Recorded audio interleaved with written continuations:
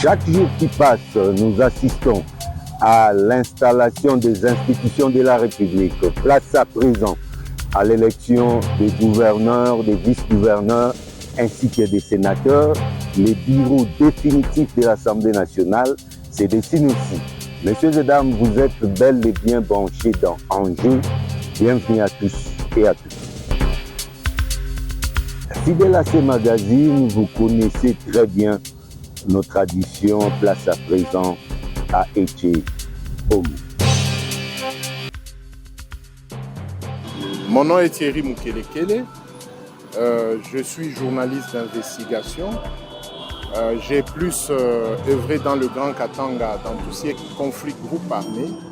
Et depuis lors, je reste dans les investigations dans le secteur pratiquement de la sécurité militaire.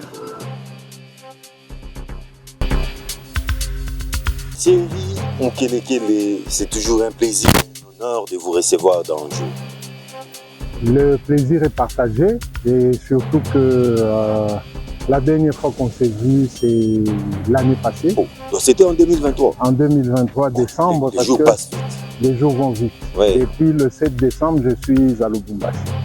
On ne restera pas debout, on s'installe calmement avec vos analyses pertinentes d'après nos téléspectateurs. Je les remercie sincèrement et mes vœux les meilleurs à tout le monde. Ah oui, mieux vaut tard que jamais. Hein? Merci bien. Mais sinon, c'est la mise en place petit à petit des institutions de la République. Nous avons déjà une première ministre parce que c'est une femme. Comment avez-vous analysé cette innovation, il faut le dire, parce que c'est pour la toute première fois que nous ayons un chef du gouvernement femme. Est-ce en soi une avancée ou c'est un non-événement, d'après vous? Bien, c'est une bonne idée. Il faut maintenant concrétiser cette idée et la matérialiser. Il ne suffit pas seulement d'avoir une dame comme chef de gouvernement. Il faut voir du concret et voir la matérialisation, c'est-à-dire l'effectivité du gouvernement géré par une femme. Parce qu'il y a une nuance entre diriger et gérer. Mais nous, on estime qu'il faut que la dame soit gestionnaire du gouvernement pour que les choses avancent et que le pays quitte le protocole, le vieux protocole de 64 ans, et qu'on voie la faisabilité d'une avancée avec une femme à la tête du gouvernement. Judith Soumino Toulouka, parce que c'est d'elle qu'il s'agit, nous apprenons déjà qu'elle annonce les couleurs. Elle ne veut pas de chef des partis politiques dans son gouvernement. Un gouvernement vraiment format réduit, 25 ministres au total, plus une vingtaine de vice-ministères. Vous estimez que là déjà, elle annonce les couleurs? Bien, nous, à partir de Lubumbashi, nous disions déjà comme cela. Nous, on pensait qu'elle devait briser la glace et bannir le vieux protocole de 64 ans passés. Parce que dans ce protocole-là, c'est Motona Motoa Bongisa. Alors, ce protocole nous a rattrapés. Motona Motoa Bonga. Il y a une nuance. C'est pourquoi je dis le protocole. Parce que c'est Motona Motoa Bongisa, mais tout le monde connaît la chanson. En réalité, c'est Motona Motoa Bonga. Alors, si elle réussit à briser la glace et à faire tomber ce vieux protocole, je pense que ça va aller. Et si elle réduit les ministères jusqu'à 25, bien, c'est du culot. Voyons voir comment est-ce que elle va dispatcher. Mais nous insistons que le président de la République qui est à son dernier mandat, entre guillemets, qui est à son dernier mandat et que parce nous que souhaitions... le secrétaire général de son parti nous a dit, mais qui vous a dit que c'est son dernier mandat? Bon, ça c'est une parenthèse que je ferme. Oui, nous parlons des institutions. Donc, comme c'est le dernier mandat du président de la République, nous estimons qu'après son deuxième mandat, il sera le deuxième sénateur à vie, et nous pensons qu'il lui faut un gouvernement de calibré, non plus de warriors. Il faut vraiment des gens calibrés. Et d'ailleurs, nous, on a proposé dans plus d'une émission que les ministères régaliens, que le chef de l'État laisse Madame le Premier ministre, la Défense nationale, un militaire, c'est-à-dire un retraité. Vous avez bien dit ministère régalien, ouais, qui reviennent toujours au chef de l'État. Oui, c'est en domaine de collaboration. Nous sommes à l'article 91 de la Constitution. Ça dit que le ministère de la Défense, un retraité militaire, le ministère de la Justice, un retraité militaire, Affaires étrangères, un retraité militaire, ministère des Finances, un retraité militaire, le ministère de l'Intérieur, décentralisation et affaires coutumières, que madame puisse diviser ça, et que les ministères stratégiques, c'est-à-dire les ministères des Affaires internes et les ministères des Affaires coutumières, que les affaires coutumières soient gérées par un chef coutumier ou un prince d'une lignée bien connue en République démocratique du Congo, et que les affaires internes soient données à un retraité militaire ou un retraité de la police nationale. Comme ça, au moins, ce gouvernement sera un gouvernement des gens rompus et disciplinés, qui ont fait leur temps dans nos forces armées et qui ont fait des preuves. Un gouvernement des militaires? Non, parce qu'ils sont à la retraite. Mais on peut les appeler à ces services, parce que maintenant nous avons besoin d'un gouvernement dédiscipliné. Vous voyez, le président se plaint pour la justice. Mais quand on a un militaire à la justice malade. Voilà. Quand on a un militaire à la justice, ce ministre de la Défense n'autorisera pas qu'on arrêta des militaires comme ça, des lieutenants généraux en prison. C'est impensable pour un pays. Des généraux de brigade, des généraux-majors en prison, des colonels. Donc on ne donne pas l'importance à nos militaires. Un colonel, c'est un commandant brigade. D'ailleurs, c'est le plafond de l'armée, parce que le général devient un titre honorifique. Mais le plafond, c'est le général, le colonel qui est déjà commandant brigade. Alors quand on voit, moi qui suis un ex-tolard, j'ai laissé autant de colonels à la prison militaire d'Indolo pour des faits bénins. Vous y avez passé combien de mois? Pratiquement 3 ans approximativement, donc 29 mois exactement dans la prison. Sans procès? On est allé au procès et Dieu m'a fait grâce, j'ai été acquitté sans condition. Alors, si le président veut honorer l'armée, le ministre de la Justice, un militaire, il va l'aider à faire partir toute l'armée qui est dans les prisons. Vous savez que nous avons plus de 40 000 militaires emprisonnés. Et en entendant, on cherche les effectifs en dehors de la prison. Or, on a un système de recyclage dans l'armée, on a un système de chaîne de commandement, on ne doit plus arrêter des militaires comme on nous arrête nous les civils. D'abord, on nous arrête nous les civils sans le respect des normes et des règles en ce qui concerne les arrestations. Pour les militaires, seuls les commandants régions livrent leurs militaires à la justice militaire, et seul le chef d'état-major général, après vérification de ses services, c'est-à-dire le chef d'état-major général chargé des opérations, qu'un officier supérieur ou un officier général peut aller en justice. Mais aujourd'hui, on voit un service arrête un général et on met le général en prison. Donc il nous faut un militaire au niveau du ministère qui comprend l'importance des grades dans l'armée. Parce que deux fois, le président ne comprend pas que c'est lui qui est bloqué et qui est réduit. Les militaires sont nommés par ordonnance présidentielle. Donc le grade des militaires, c'est le chef de l'État qui nomme. Mais combien d'ordonnances sont enfermées dans les prisons? il faudrait que le chef de l'État soit au courant que tel officier a commis ceci et il instruit le chef d'état-major général qui, à son tour, va instruire l'auditeur général. Parce que dans ce que nous avions appris dans le protocole sécuritaire, le commandant a 2 bâtons de commandement. Il a la police militaire, la PEM, pour mettre de la discipline et recouvrer tous les infracteurs, et il a la justice militaire pour réprimer et peut-être renvoyer de l'armée.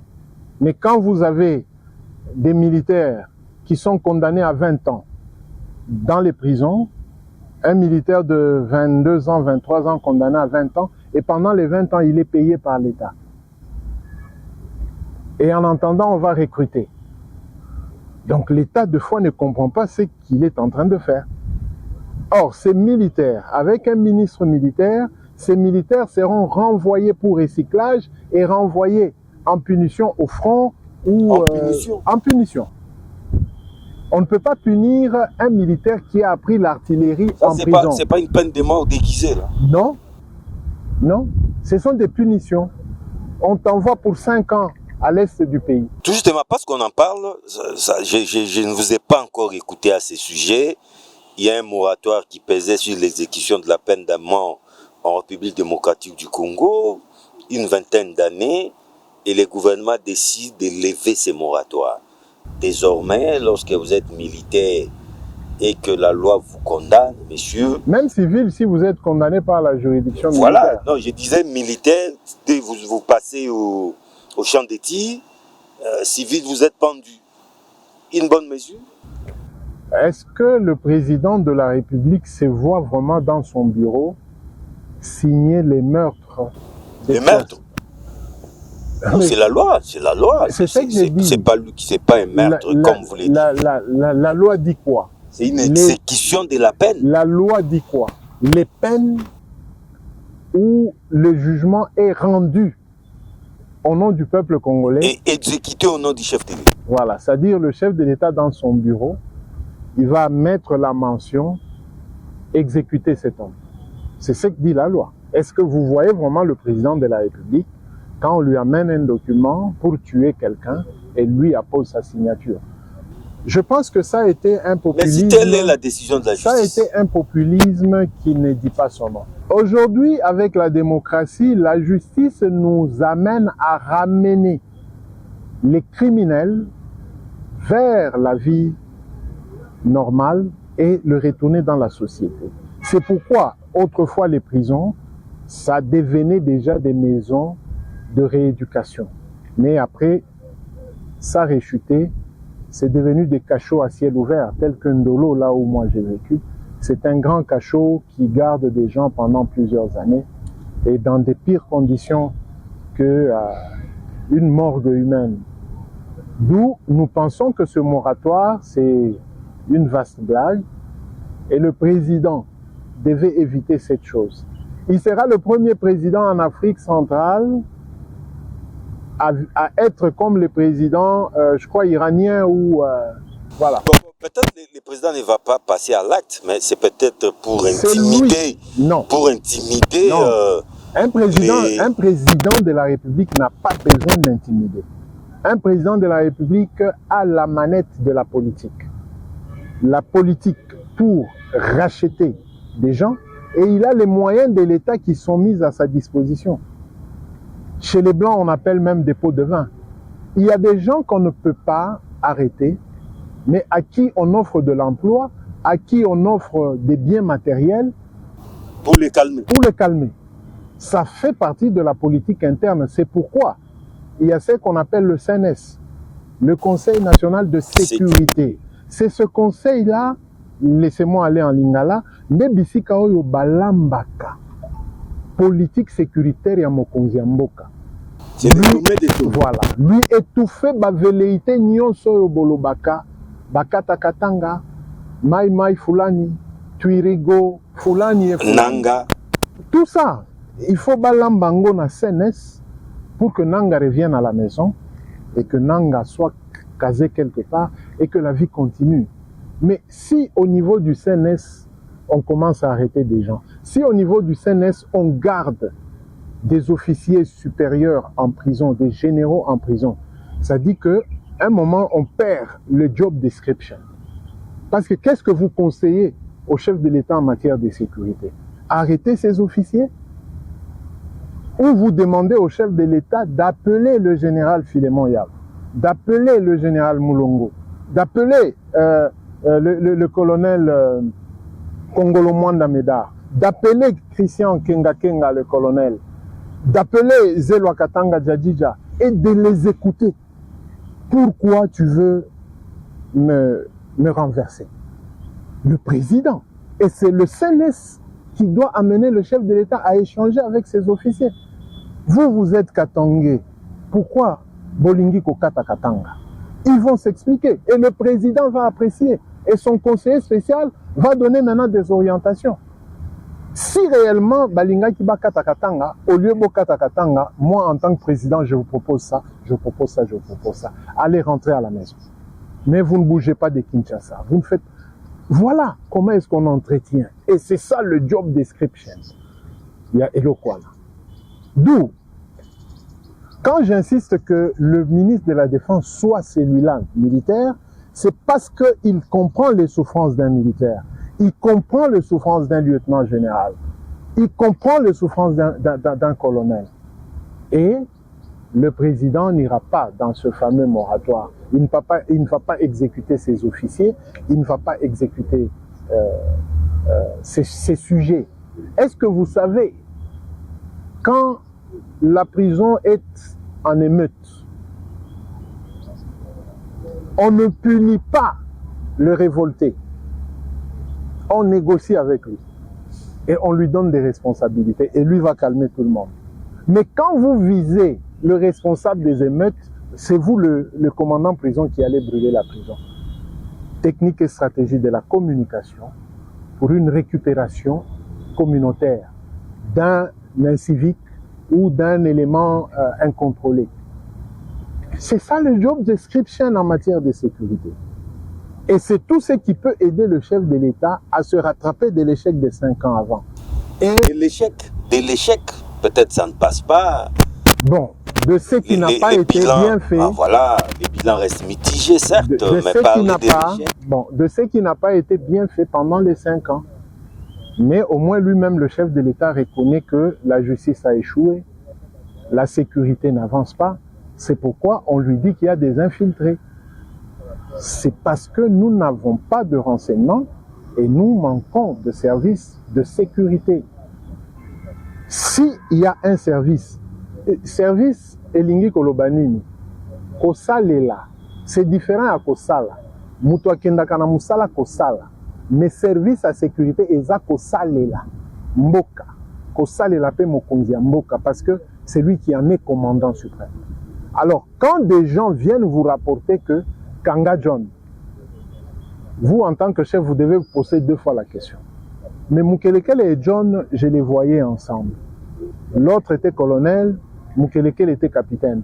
Mais aujourd'hui, Mukelekele devient colonel, devient général. Ils veulent arrêter John, qui était son supérieur avant. Donc vous, en tant que le commandant, vous n'allez pas autoriser. Vous devez comprendre qu'il y a Anguille sous roche. Un règlement des comptes. Un règlement des comptes. Et Ndolo est plein de règlements des comptes. Regardez l'histoire de Salomon Idi. C'est une autorité civile qui règle les comptes et qui passe par la justice militaire. Et la justice militaire est au bout du rouleau. Oui, Salomon est malade. Non, Dieu merci, il est à l'extérieur du pays. Salomon est malade. Il n'est pas à l'extérieur du pays. Au bon soin. Oui, parce qu'il a les moyens. Si moi, Mukelekele aussi, j'avais les moyens, je serais parti. Parce que je souffre jusqu'aujourd'hui. Et Salomon, donc vous en gardez les séquelles, non? Oui, oui. Salomon, quand il est en chaise roulante, ce n'est pas par farce. C'est réel. C'est pas une comédie. C'est pas une comédie. Vous savez, là, on m'a même proposé maintenant de consulter un psychiatre, un psychanalyste ou un psychologue. Parce que on a checké tout mon corps, on dit que le corps est bon. Alors, il y a un médecin qui m'a dit que le cerveau aurait gardé des informations douloureuses. Et ce sont ces informations qui se renvoient dans le cerveau et moi je ressens. Et d'autres me disent non, il faut tenter d'aller à l'extérieur pour qu'on puisse te checker. Parce qu'ici, on ne voit pas comment est-ce que tout est bon, mais toi tu en souffres. Oui, j'en souffre. Et Salomon, même là où il est, on a vu les signes vitaux qui étaient bons. Mais moi, je sais... Il y en a même qui ont dit, mais c'est de la comédie. Voilà que les signes signaux sont bons. Pas de la comédie. Les messieurs fins d'être malades. Non, c'est pas de la comédie. Je mets les chaussures, c'est parce que nous devons présenter une émission respectable devant le public des enjeux. Mais là, j'ai une chaleur, une chaudière dans les chaussures que je supporte. Donc Salomon, quand il est en sandales, c'est pas de la farce, c'est pas de la blague. Il en souffre atrocement. Et le président de la République doit tenir compte de ce genre de choses pour nous sortir tous ces officiers. Ce sont ces officiers à lui qui les sortent de l'Indolo et qui les parlent. Mobutu l'a fait. Mouzé Kabila l'a fait dans la Révolution, pardon. Joseph Kabila l'a fait. Pourquoi pas lui? Récupérer tous ces officiers, leur parler. Je sais que les questions sécuritaires vous intéressent beaucoup. Si je ne vous arrête pas, nous allons terminer l'émission avec ça. Mais nous devons avancer. L'actualité, c'est aussi les bureaux définitifs de l'Assemblée nationale. Hein. Les lignes bougent. Une grande première, contrairement à Joseph Kabila, Tshisekedi n'a pas voulu faire les Kelele, j'ai choisi tel. L'Union sacrée est carrément passée au primaire. Et les vainqueurs, sans contestation, c'est Vital Kamerhe. Donc je crois que tapis rouge pour Vital Kamerhe, certainement c'est lui les prochains speakers de l'Assemblée nationale. Et la méthode des primaires et les choix de Vital Kamerhe, votre réaction? La méthode, elle était bonne. Contrairement à Joseph Kabila. Ouais, la méthode, elle était bonne. Mais elle a été gâchée. Comment ça? Après élection. Quand vous suivez la déclaration de l'honorable président de l'Assemblée provinciale avant les élections, de l'Assemblée provinciale et de l'Assemblée nationale, ouais. Vital Kamerhe, avant les élections, oui. Il a gâché la soirée. Comment ça? Parce que ce sont des primaires qui n'ont rien à voir avec le vote à bulletin secret le jour programmé à l'Assemblée nationale. Mais même le président de la République, par erreur de communication, il a salué le président de l'Assemblée. Non, ça c'est une façon de parler. Non, hein. non. En tout cas, sauf coup de théâtre, sauf coup de théâtre, Vital Kamerhe est le prochain président de l'Assemblée. Mais sauf coup de théâtre, en tout cas. La loi, je ne sais pas quel miracle ça ne sera pas Vital. La loi du pays, l'article 69, donne le chef de l'État pour garant et juge, et non pour parti. Là, il a agi en tant que parti prenant. Savez-vous que Vital Kamerhe sera le seul candidat au poste? Seul candidat. Le langage communicationnel a entaché les élections qui seront un vote à bulletin secret. Donc c'est inutile. Il peut commencer le travail sans aller au vote. Non, mais parce qu'il sera candidat unique. Non, parce que le président l'a salué en tant que président. Mais il sera candidat unique. Il n'a pas la capacité prémonitoire. Il n'est pas Dieu. Il n'a pas la capacité prémonitoire. Nous disons que la communication n'a pas été bonne. Donc c'est pas passé sur les médias. Voilà, tu viens de comprendre. Ce sont des choses qui devaient se passer en sourdine. Et après les élections à l'Assemblée nationale, le président salue Vital Kamerhe. Mais je crois que c'était intentionnel. Hein? Quand on a fait passer ça sur les médias, c'est une façon de dire que même le chef l'a validé. Le directeur de communication du président de la République a fauché. Non, c'était voulu. Non. Le directeur devait bloquer, c'est de son rôle. Il devait dire que chef, ces images, nous les préférons après le vote. En tout cas, là, c'est en aparté. Appelez-les comme vous voulez, mais en aparté. Voilà. Mais moi, je ne peux pas vous diffuser en violation de l'article 69 de la Constitution, parce que vous n'êtes pas juge et parti. Voilà. C'est le rôle aussi du patron de la communication du président de la République, c'est de conseiller principal en toute matière. Parce qu'il y a certaines matières où le chef de l'État, quand il parle, il engage le pays. Et son chargé, le directeur de communication, doit dire, Monsieur le Président, Thierry Moukelekele, évitez. dis-moi par quel miracle Vital Kamerhe ne sera pas le prochain président de Il n'y l'Assemblée. a pas de miracle. Il sera candidat unique. Mais moi, je parle de la communication. On a entaché. Ça ne devait pas sortir de la bouche du chef de l'État. Voilà. On pouvait montrer l'image, on coupe Il l'a le son. reçu, ouais. On coupe le son et il Il y a l'a un félicité commentaire. pour les primaires. Ouais. Et en attendant la prochaine étape. Voilà. Donc le président ne devait pas intervenir directement par voie audible. Comme il est intervenu par voie audible, le directeur de communication devait couper les sons. Ça devait passer en off et le commentaire du journaliste. Ça, c'est bon. On peut dire que le président n'y est pour rien. Non, je vous dis que c'était voulu, c'était intentionnel. Cette intention, elle est mal barrée. Elle est mal barrée. Pour tout communicateur, pas communicant ou communicologue, tout communicateur. Il faut bien suivre la séquence. Hein? J'ai suivi. Monsieur le Président de l'Assemblée nationale, mes respects, loyauté renouvelée, pap, on coupe. Donc on a voulu nous faire entendre ça. Mais c'est mal intentionné. C'est mal intentionné. La communication du chef mérite une sanction. Et si c'était moi le patron, le directeur de communication devait avoir une Mais les suspension. choix de Vital Kamerhe, une dizaine d'années après... C'était déjà clair. Parce que Vital Kamerhe, en composant... son truc là, comment ça s'appelle encore? Cash. Non, pas Cash. Congo retrouvé, PCR. Son PCR là, les Bangala disent à Boulaki. À Timbeli. À Timbeli. Et quand vous voyez les speakers face à Bahati Lukwebo représente un papa qui n'est pas trop gentil. Un papa qui bouffait le peu de ses enfants. Alors, ces députés-là ont eu ce mauvais son. Au Sénat, ça n'a pas été bon.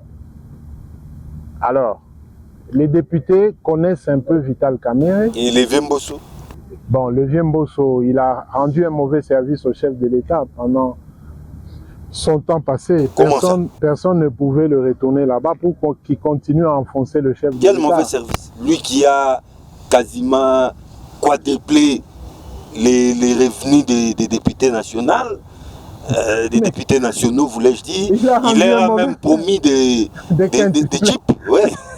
Mais c'est pourquoi... Je lui dis que je vous ai trouvé avec 4 000 $, mais vous-même, vous savez combien vous touchez. C'est un secret d'État. Bon, voilà. Quelqu'un qui corrompt officiellement le moral des gens comme ça. Mais non, il doit mettre à l'aise les élus. Non. Il n'a pas été bon. Il n'a pas été bon pour le chef. Vous-même, vous savez combien vous touchez.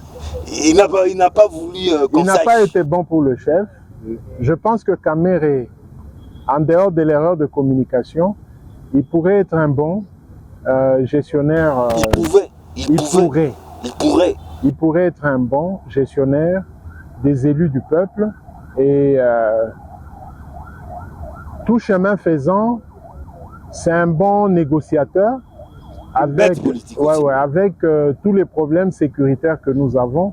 Nous pensons qu'il pourrait se faire des commissions, paix, sécurité, droits de l'homme, pour essayer un peu de suivre les dossiers sécuritaires pendant et les arrestations en prison. Kamerhe est là, quand même, j'ai confiance en lui. Surtout qu'il a de l'expérience aussi. Et une expertise. Il retrouve son siège. Oui, une expertise par rapport à la question de l'Est, de l'insécurité. Lui qui prenait déjà le dialogue, nous espérons qu'il va ramener le chef de l'État sur le chemin du dialogue afin de recouvrer la paix. Il doit animer la diplomatie parlementaire. Voilà, afin de recouvrer la paix à l'Est. Alors, quel est l'enjeu? C'est la mise en place, l'installation de bureaux définitifs d'abord dans des assemblées provinciales, l'élection des gouverneurs et des vice-gouverneurs, la campagne a même déjà commencé, et puis l'élection des sénateurs. Devons-nous attendre à des surprises agréables tout comme désagréables? Bon. Comment ça s'annonce? Il y a des choses qui commencent à tourner, qui commencent à bouger.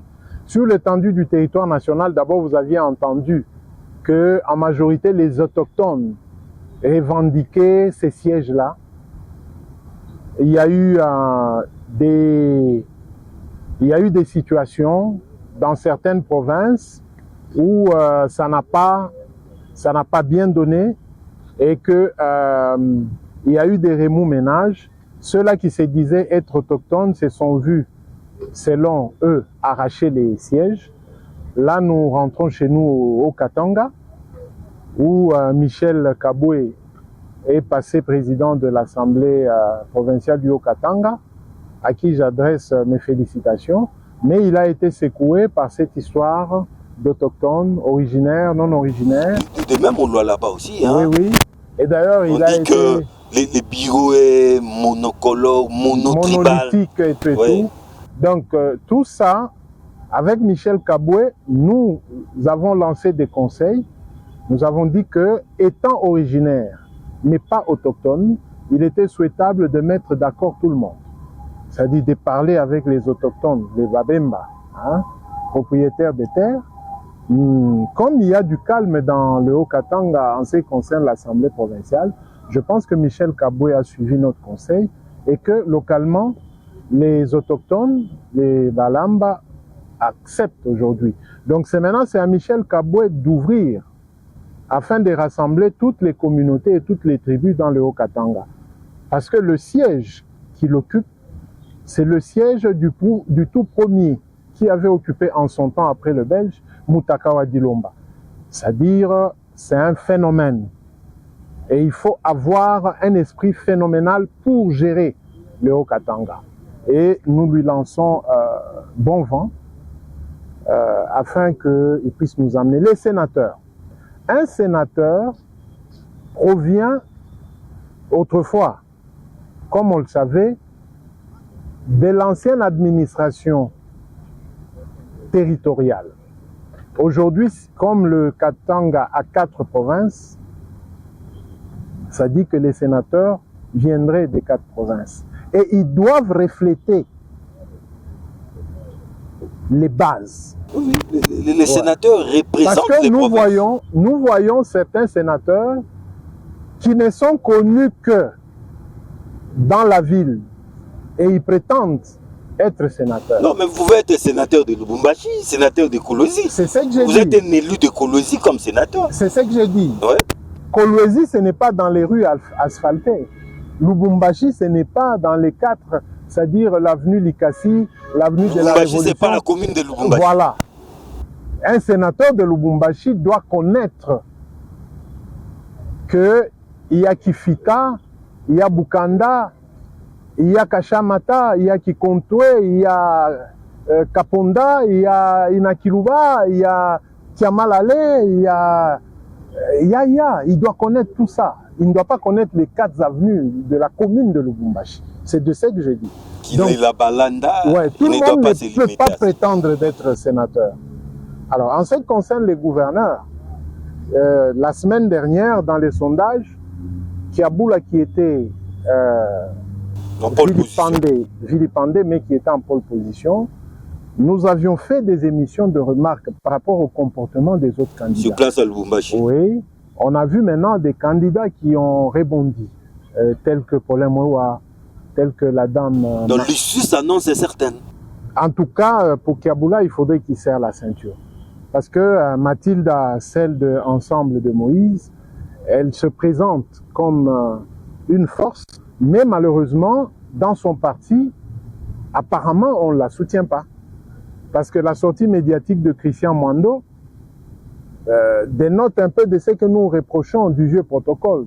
Ça dit que Olinga te ozana MPR, donc Osala Makambo Mususu te.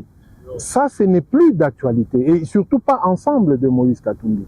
Nous pensons que Moïse Katumbi doit laisser les jeunes émerger. Mathilda est de la 50aine, il y a d'autres, donc eux, ils vont vers la 60aine, il faudrait qu'on laisse les autres de Ensemble émerger. Donc pour Mathilda, il faut y aller.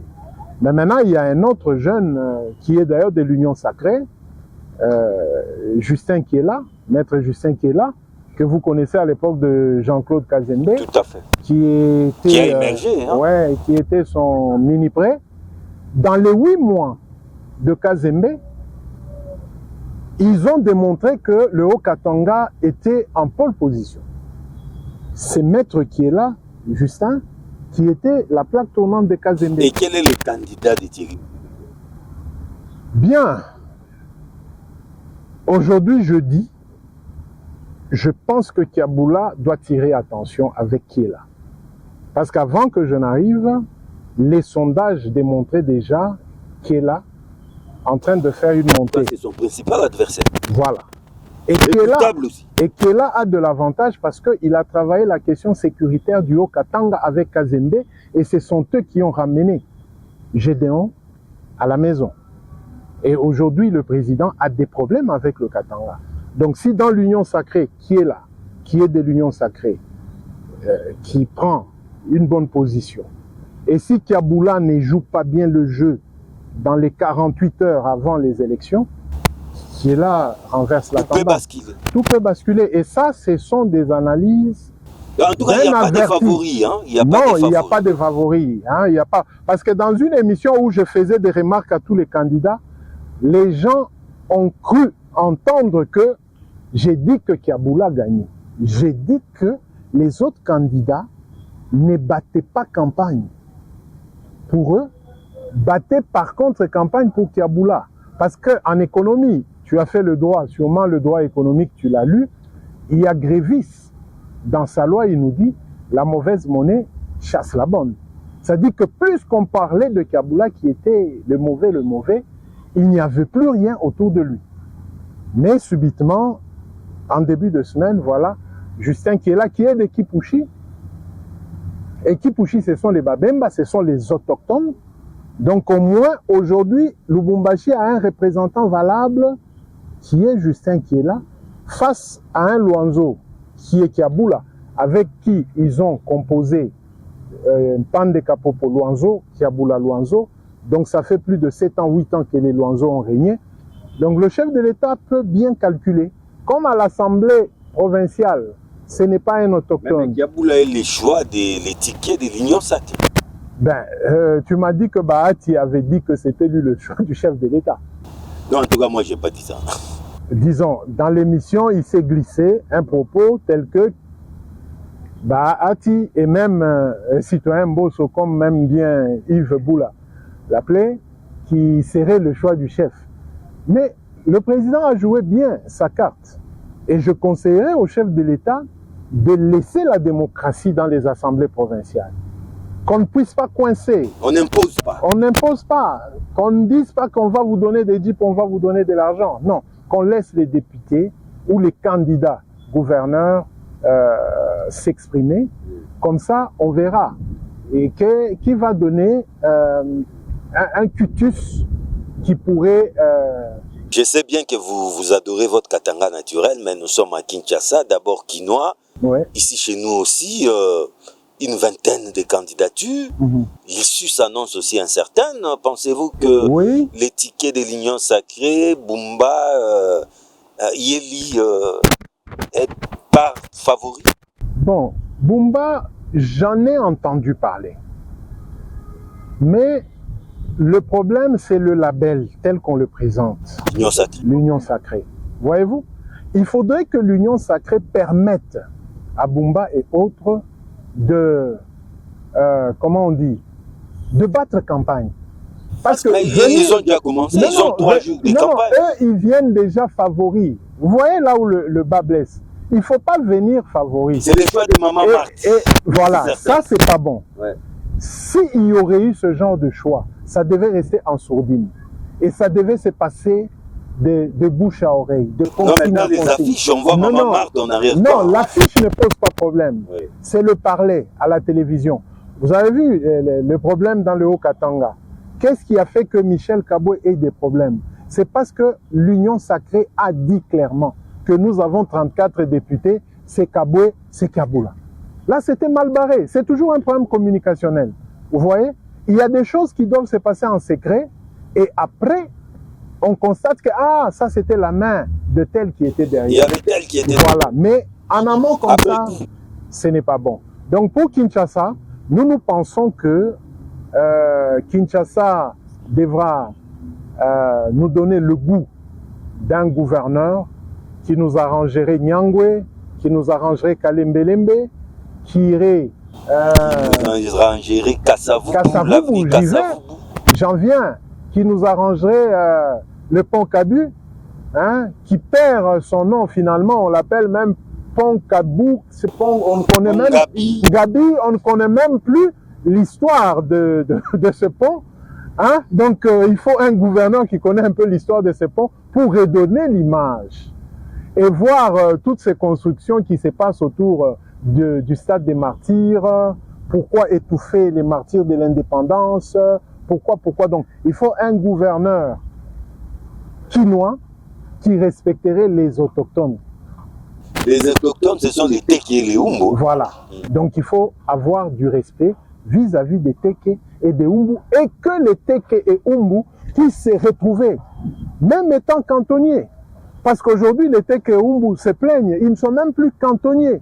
Ils ne savent même plus arranger les routes de Kinshasa. Donc, ce phénomène qui se passe aussi dans le Katanga, un peu partout, que les probables gouverneurs qui seront élus, pour qu'il n'y ait plus d'inondations, Basolola, na ba chef coutumier Teke, ba chef coutumier Umbu, ba kende na fleuve, ba lobele la biso, mais c'est un problème. Maye zonga, oui. Vous ne pensez pas pourquoi Kalamu est comme Kokote là-bas? Non, mais même à Dubaï, il y a eu inondation. Ça, c'est autre chose. Ici, nous parlons Makambo ya base. C'est pas une invention congolaise. Non, ça, nous parlons Makambo à base. Est-ce que vous êtes sûr qu'il y a 10 ans, hein, pour ne pas parler de l'époque de Joseph Kabila, qui donnait un peu de quoi, c'est-à-dire Oya Yabakoko. Des règlements climatiques. Non, ça s'explique. Non. Faut pas tout donner aux esprits. Non, on ne respecte pas les esprits depuis un certain temps. Les règlements climatiques. Vous en savez quelque chose? Il faut tout respecter. Bientôt, là, le palais du peuple sera inondé. Il faut tout respecter. Bateke, Baumbu, to pesa oya bango, to kende na frontière oya Kisanfu wana, to pesa ya papa mukolo wana na mama oyo abele la jour wana, ba pesa e mike na e, atika kolela, maezonga na fleuve Congo, que Kinshasa soit libre. Est-ce que vous pensez que la nuit ba engendre le kakana nyangwe wana na Kalembelembe pour faire des trous ou même une jeep 4x4? Ezo le kate. Faut qu'on zonge la bakoko. Faut payer.